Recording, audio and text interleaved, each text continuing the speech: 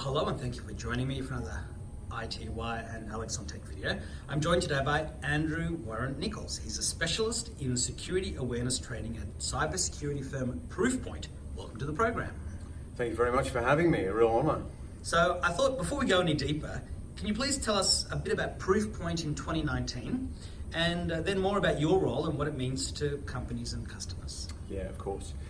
Look, a lot of your readers will know Proofpoint from maybe 10 years ago when it was Secure Email Gateway, and that was really the focus. But as a growing cybersecurity organisation, we've really kind of changed to take on board the changing threat landscape, a much broader appeal. And where I fit in is specifically around the people-centric approach that we've adopted. And I look after the security awareness and training aspect to Proofpoint. Really looking at the training and behavioural change piece to really make sure that we turn end users into a last line of defence. And that's training both your customers and internal Proofpoint staff? Oh yeah, of course. We do the same training internally that we do externally as well. So just broadly, there's a program of work which is looking at understanding an organisation, what it is that they need, and then making recommendations around the tools that we have available to best change behaviour of end users. And I'm sure there are many subjects that you train on, but what would be one topical subject or one subject that you could sort of briefly explain that is just a standard part of the course? It's really bespoke, so I think maybe the better question is how we have that conversation. Sure. We have a continuous training methodology in and around training to really change end user behaviour. And what that means is starting off with really understanding the users, because if you don't understand the problem, how can you fix it? Yes. So if like bringing an electrician to fix a plumbing job or something. Yeah, exactly right. So, or if you've got a gateway that's letting in lots of threats, you start to fix the gateway. But with people, you need to understand what it is that they're susceptible to. So, for example, phishing simulations, to understand who's going to click on what. Is it really from the government or from FedEx or Australia Post or not?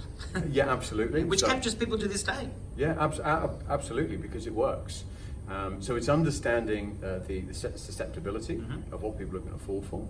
But also from a knowledge point of view, understanding kind of broader threats outside of just phishing. So whether it's physical security or PII or GDPR, whatever it may be, it's understanding an individual company's needs and then the users around that. And then kind of coming up with a way of influencing the end users through behaviour, training, awareness materials, and an ongoing program which really kind of changes the way that they view email. And because what we don't want organisations to be doing is to see the end user as a victim. We want them to see them very much as a last line of defence, and turning them into that through some of the things that we do. Empowered. Absolutely. In your test, do you ever, or in your training, do you ever drop a few USB cable, dongles or sticks, and see if people pick them up and plug them in? We can. Absolutely. That's something we can do. Yeah. And when I'm explaining to when I get a customer on the phone for the first time or in a meeting, and we go through the things that we do, and in the that assessment piece, we've got the questioning element, we've got the phishing element, and we've got the USB element. And most CISOs and security managers, their eyes will light up because it's the physical aspect. Yeah. Because you say, you can upload a message onto a USB, drop it on the floor in the lunchroom, and see what happens, and they'll go, great, I can't wait to get involved in that. Yeah. And you can see them imagining themselves kind of hiding in the corner, going, right, I'm going to get you. Which, is that human element, I guess, from someone whose role it is to really shore up security. Yeah.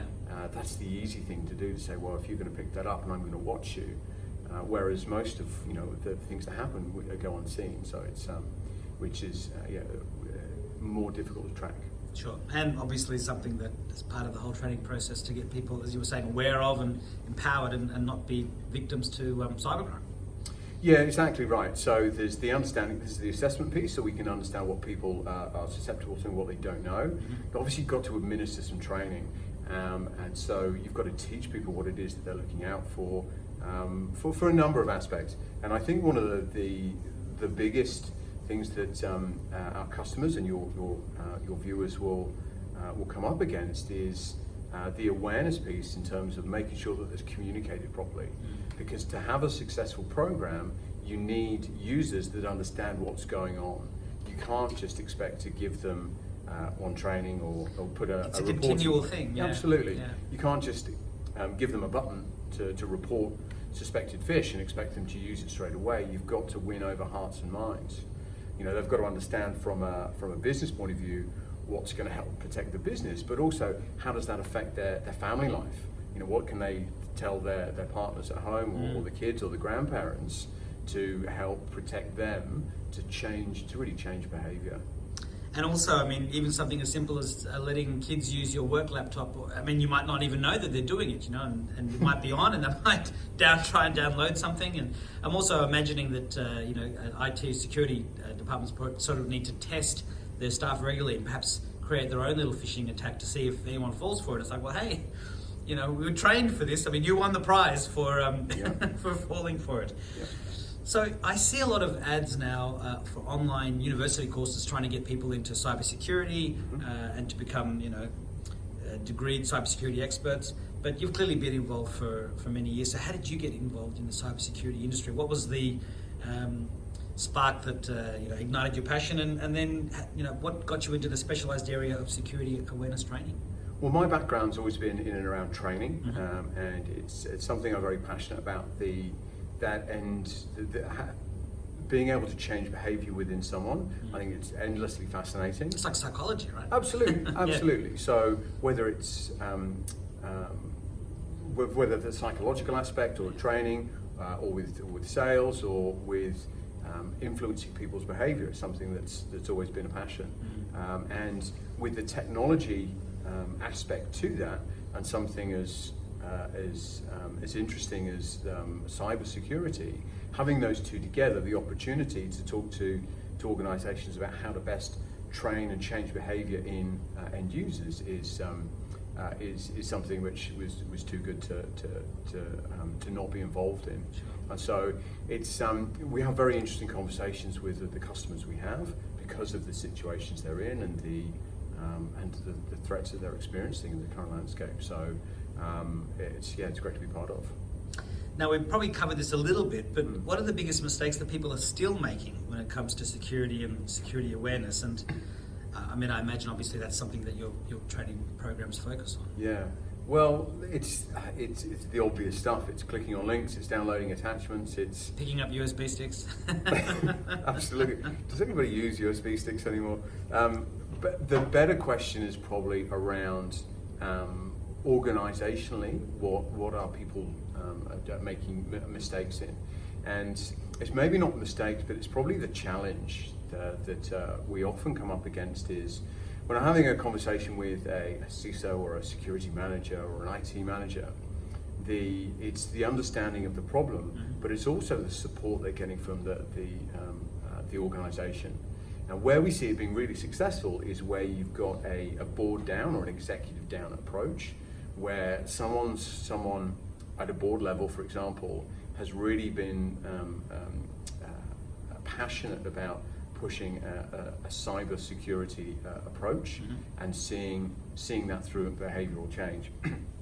Because what we find is that, you know, the old threat from a cyber point of view was around networks and endpoints and things that folks in IT could understand. You buy a piece of kit to protect a certain thing, and that's very straightforward.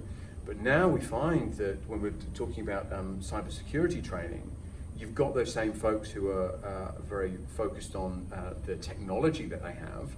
They're being asked to change behaviour and win hearts and minds and administer training and communicate across the entire business about what should and shouldn't done, and, you know, rolling out training. And a lot of people aren't equipped for that, or they don't, you know, enjoy that conversation. So without having buy-in from, you know, the board down, you know, if you've got some poor IT manager who's been lumped with, well, you've got to stop phishing attacks happening, you've got to control social engineering, you've got to bring our phishing simulations down from a failure rate of, you know, 20% down to 5%. You know, just go out there and do it. Firstly, people aren't equipped to do it, and they might not want to do it. So that's that's the mistake that we see often, and so we need to get everybody on board. I guess it just comes down to everything being about people.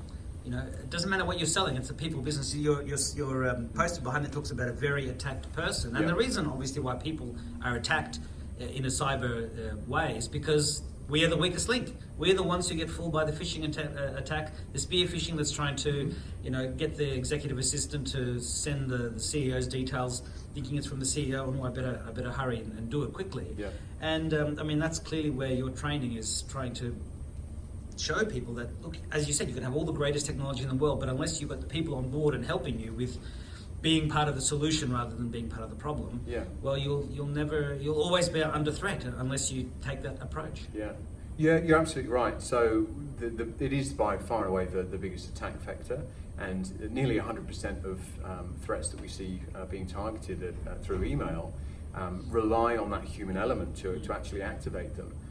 And so it's about, from what we're doing is making sure that we can understand the threat and then educate those users. So talking about the very attack person concept, if I may. VAP is supposed to be VIP. Well, yes, because not everybody can be a VIP, but anybody can be a VAP. So let me give you an example. It's a customer we had was looking at their attack index to see who was being attacked, and so with a VAP concept. And it was a car manufacturer, and the most attacked person by an absolute mile was someone who worked in the IT department. Without going into too much detail, but this person had the access to all the codes for the cars. So, well, the cars, you can, if you know the code that opens the car, you can open the car. And they didn't know that at first, but this person was being targeted. And when they looked into it and they found out that was the person, that was very interesting. So that's why. It was context. That's context. Well, why was that person actually being targeted? The reason they were being targeted is because they shared some of that information on the bad actors' favorite network, LinkedIn. That they shared the information, that they had access to all this information. So bad actors found that information. This is the person that we need to target because they have the privilege, they have the access, and that's what they're going after. And so things like that make you realize that if you've got 1,000 people or 10,000 people in your organization, the bad actors aren't going after everyone. It's understanding who is being attacked. So the attack part, who's being attacked, and who's being attacked by interesting threats. The vulnerability part, which is the bit that I'm really interested in, of the end user, what are they going to fall for, what are they susceptible to, and what can be done to make them more resilient. And then the P in this, privilege, what do they have access to?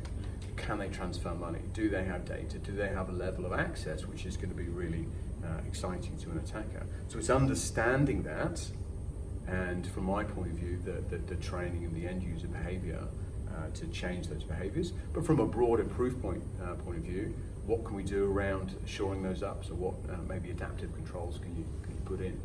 So it's very, very interesting. It's no longer a buckshot approach, it's laser-guided missiles, the spear phishing, as they say.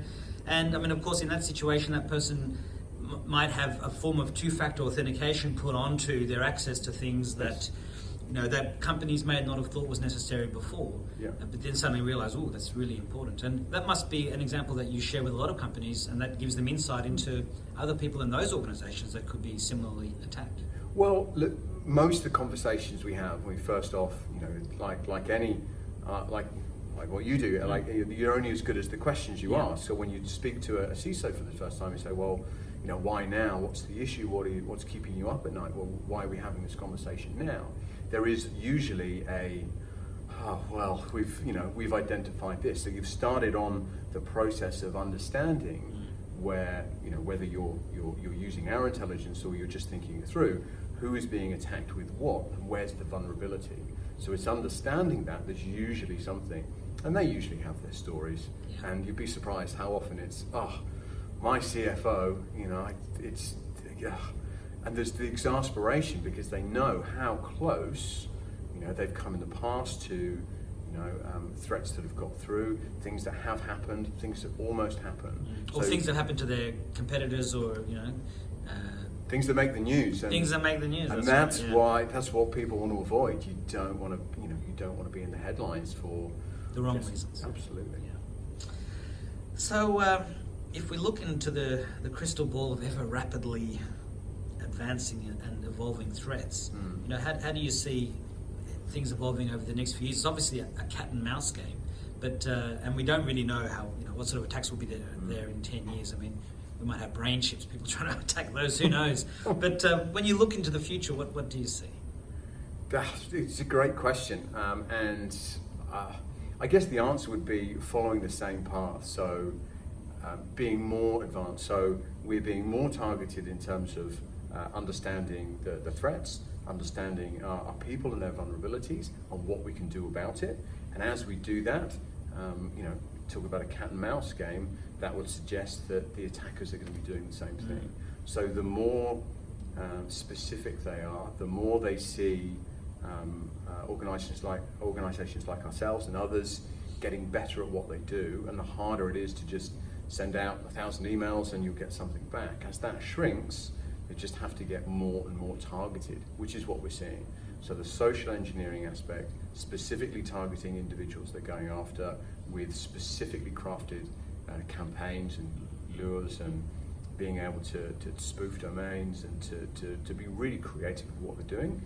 That's what we expect to see coming, and we need to just be better at identifying those things, making sure that the people in organisations are more resilient, have the right tools to be able to back that up and do a good job forever. I should know the answer to this question, but does Proofpoint help its customers do penetration testing, or is that something that you've got other parties that do that and help companies to try and discover problems before they appear? So no, we don't do penetration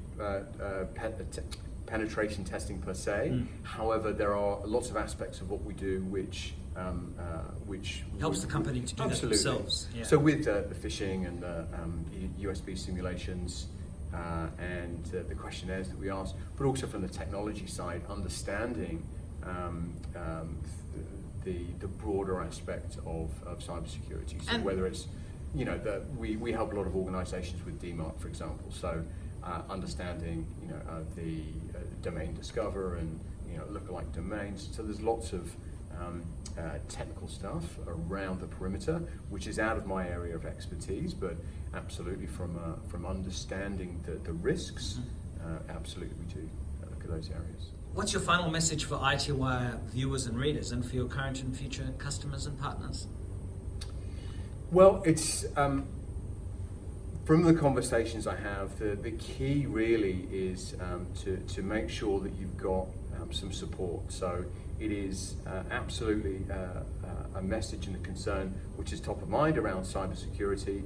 Our people-centric approach is really focused on protecting the end users, but you need to understand them properly.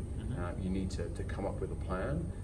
But for the people driving these campaigns, you've got to make sure that you have support at a high level. So across board level, executive, there is buy-in, so the support from all groups of the business. Otherwise, this it's really hard to do. So have a good think about what's happening, who you need to get on board, and then let's maybe have a conversation. Okay, well, Andrew, thank you very much for your time, and I hope you stay secure. Thank you, Alex. Appreciate the opportunity. Thank you.